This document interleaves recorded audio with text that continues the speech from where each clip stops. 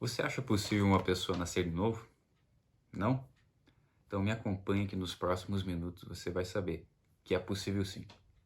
Me acompanhe. Paz, meus amigos, tudo bem? Estamos aí no terceiro vídeo do O que Jesus fez na cruz. Esse terceiro vídeo nós vamos falar sobre nascer de novo. E é uma coisa que Jesus falou que é muito importante. Nós precisamos nascer de novo. Mas como que isso é possível? Mas antes de começar o vídeo, eu vou começar por alguns agradecimentos. Primeiro eu quero agradecer a minha amada esposa, Ana Carla, que me deu essa Bíblia, que está me ajudando muito, tem muita coisa boa. É uma Bíblia de estudo excelente, está me ajudando muito mesmo. Muito obrigado, meu amor, te amo.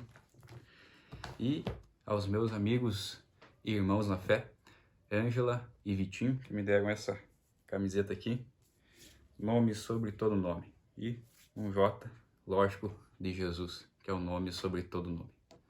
Mas então vamos lá. Nesse terceiro vídeo, nós vamos falar então sobre renascimento.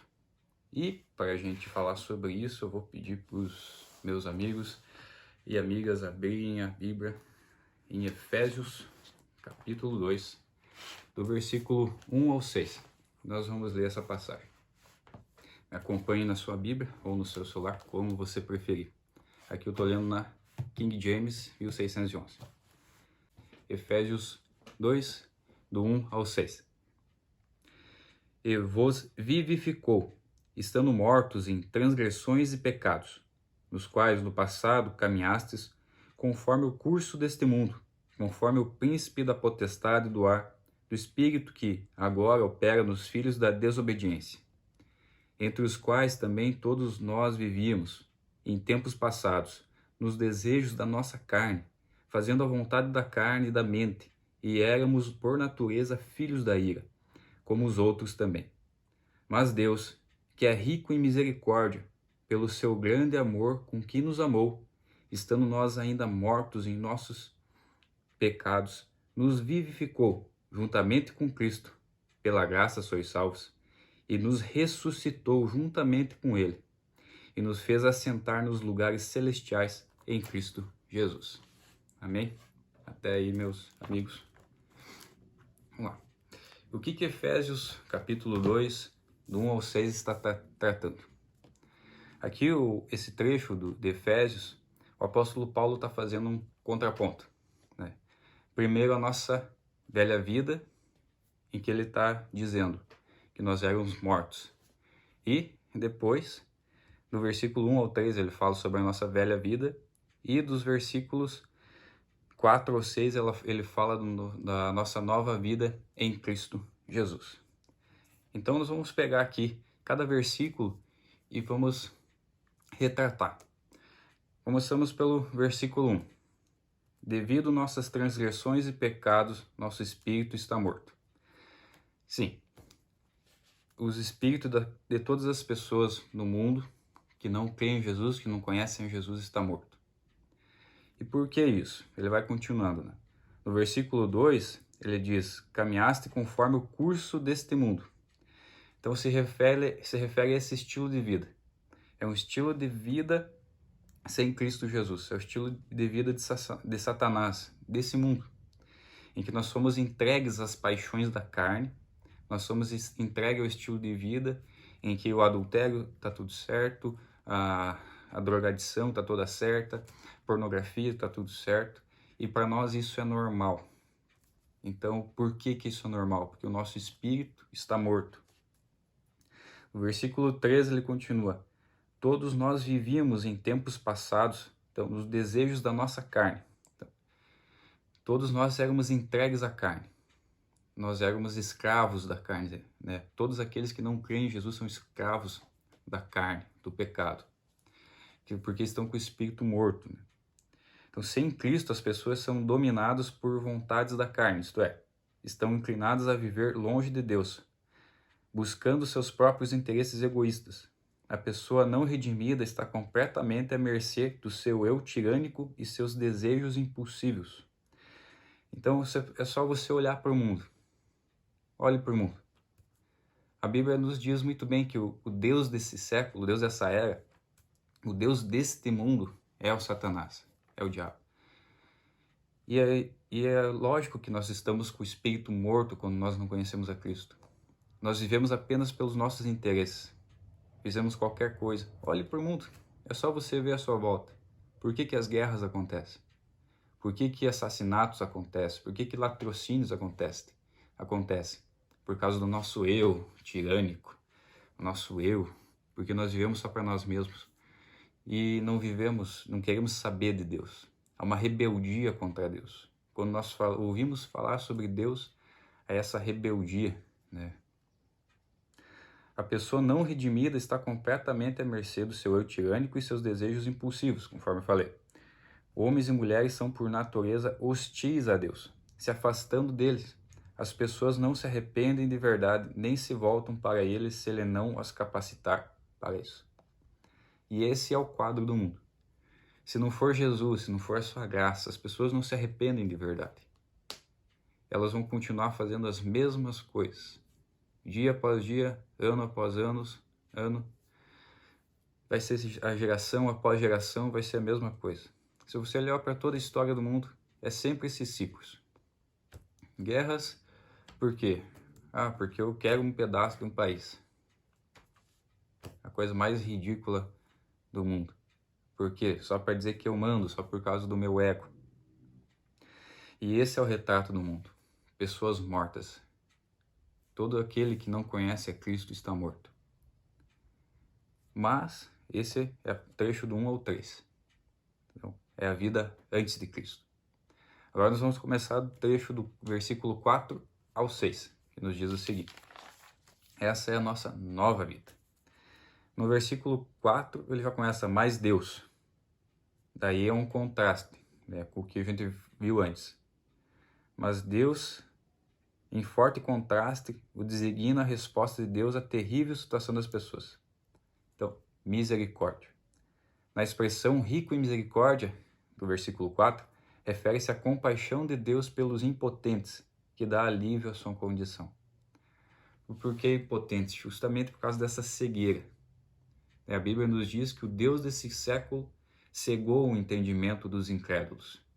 Então, aqueles que não creem, os incrédulos, eles têm as vistas cegas, porque eles estão nas mãos de Satanás.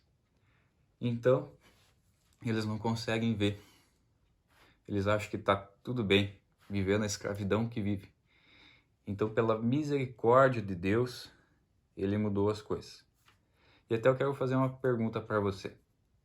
Você sabe qual que é a diferença entre graça e misericórdia? Você já parou para pensar? Talvez, muitas vezes, você já deve ter ouvido esse termo, mas qual é a diferença deles? Então, o que é graça? Graça é quando Deus dá aos crentes algo que eles não merecem. Tipo, o que Jesus fez por nós. Nós não merecíamos isso. Graça é dom imerecido. Né? Mas agora o que é a misericórdia? Misericórdia é quando Deus não lhes dá aquilo que eles realmente merecem. Então Deus não nos deu aquilo que nós merecíamos, que era o inferno, a condenação, a separação total de Deus. Ele, pela sua misericórdia, não deu aquilo que nós merecíamos.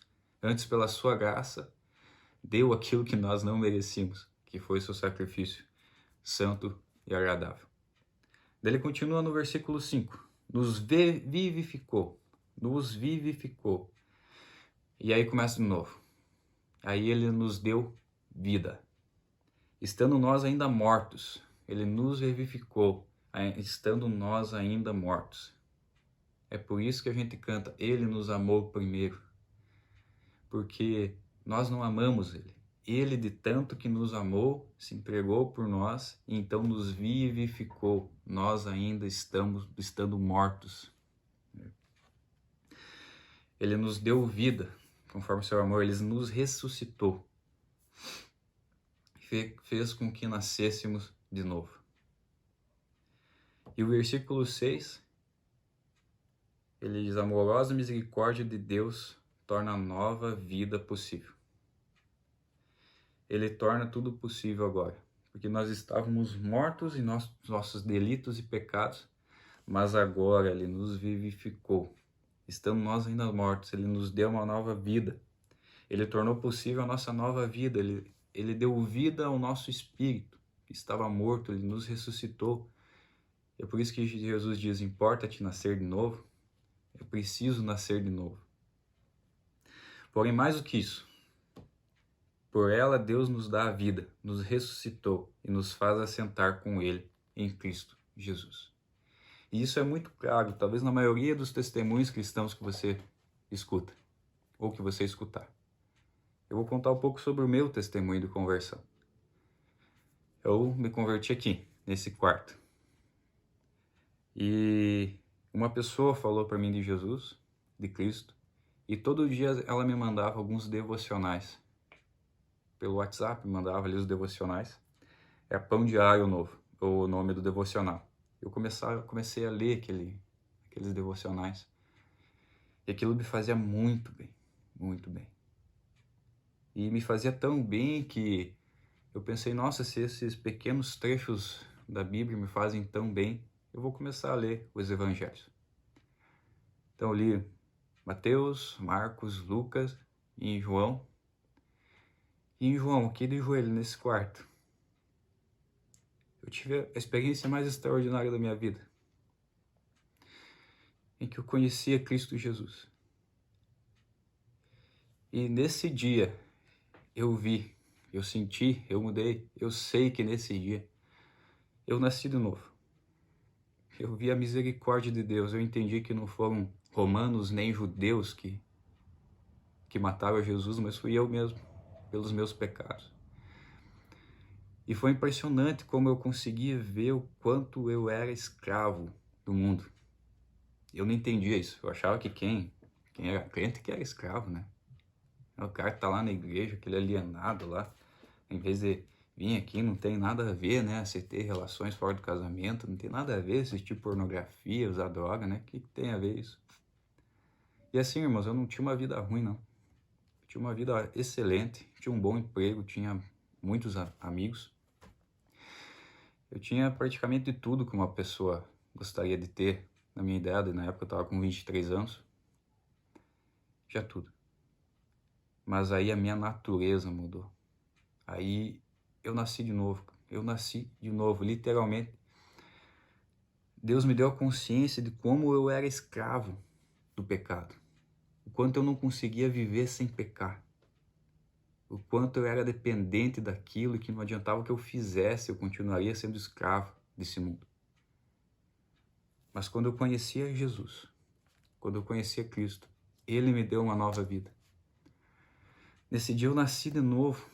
Nesse dia eu entendi tudo. Nesse dia eu entendi o quanto que Ele me amava. Nesse dia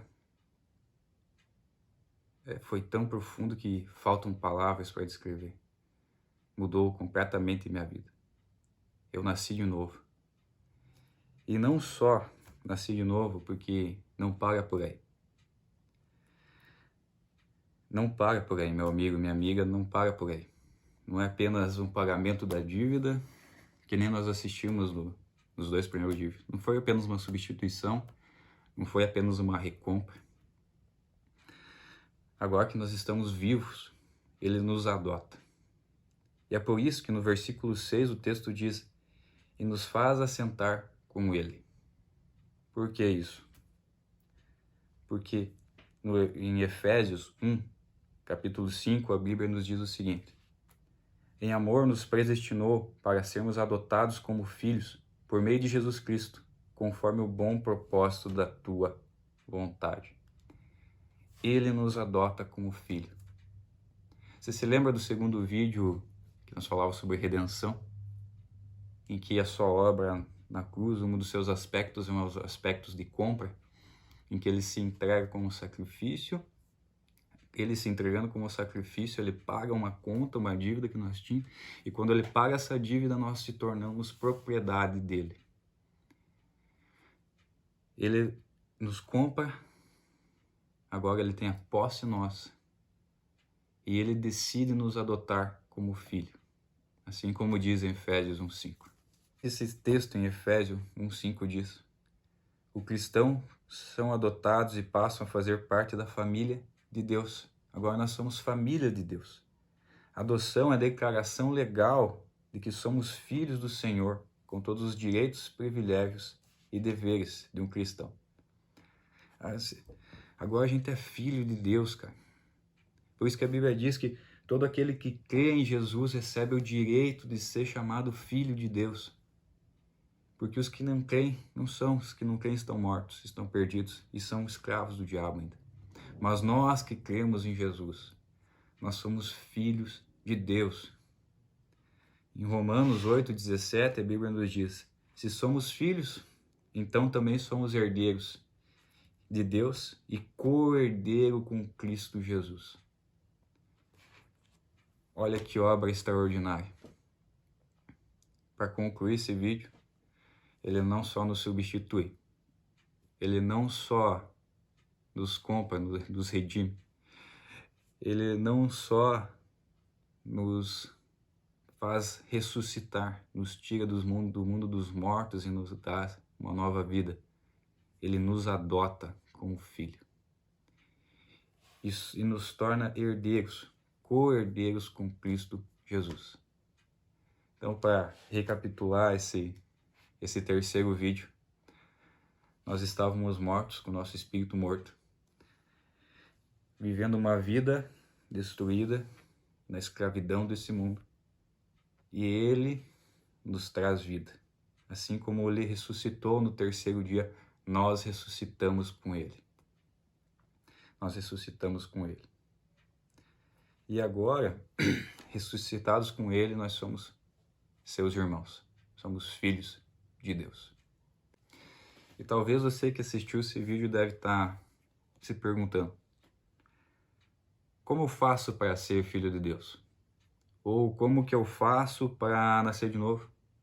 Como que eu faço para que Jesus me substitua na cruz?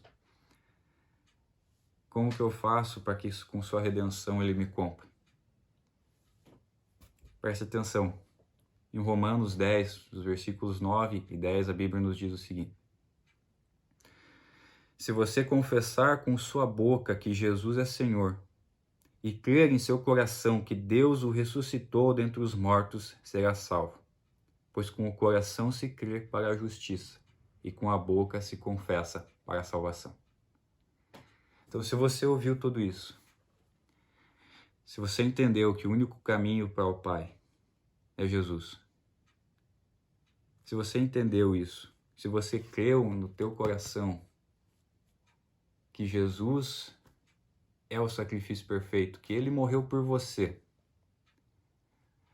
você precisa confessá-lo com a sua boca, para que então haja salvação. Nós cremos no coração para a justiça e confessamos com a boca para a salvação. Se você quer entregar sua vida para Jesus hoje, eu peço que você faça essa oração comigo. Senhor meu Deus, Senhor Jesus Cristo, eu creio que o Senhor morreu em meu lugar para me comprar, para que eu tenha uma nova vida. E eu decido hoje entregar minha vida ao Senhor. Eu acredito que você é o único e suficiente Salvador da minha vida. E eu me entrego a Ti. Em nome de Jesus. Amém. Amém. Se você fez essa oração com todo o seu coração, eu peço que você entre em contato com alguma igreja ou comece a frequentar alguma igreja. Se você for aqui de Caçador, Santa Catarina, que é a minha cidade, ou das regiões, ou das cidades ao redor, eu vou deixar o link aqui na descrição do meu Instagram. Você pode entrar em contato comigo por lá. Eu posso te encaminhar para alguma igreja. Você pode vir congregar conosco ou congregar em qualquer outra igreja cristã aqui na nossa cidade.